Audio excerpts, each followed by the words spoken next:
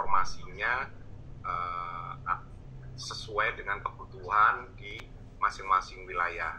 Dan yang jelas lulusan dari prodi pendidikan kepercayaan ini dimungkinkan akan terserap semua sebagai tenaga pendidik kepercayaan untuk kedepannya. Dan sebagai informasi juga untuk beasiswa itu yang tersedia itu masih tetap 40 gitu mahasiswa itu untuk mendapatkan beasiswa LPDP. Nah ini mohon nanti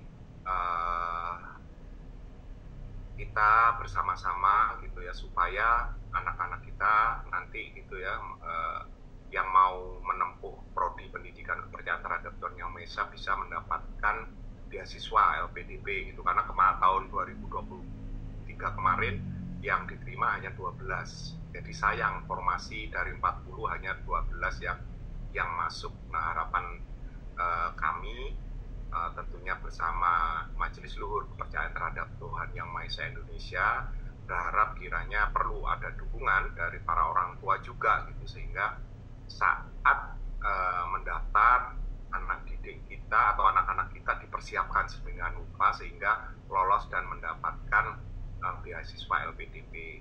Namun tidak menutup ruang juga untuk berkuliah secara mandiri gitu.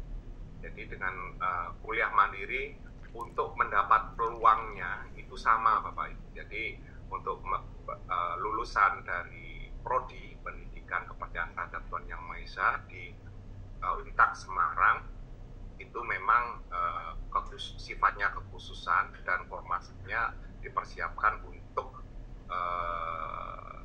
tenaga guru pendidikan kepercayaan terhadap Tuhan Yang Maha Esa, baik P3K maupun ASN.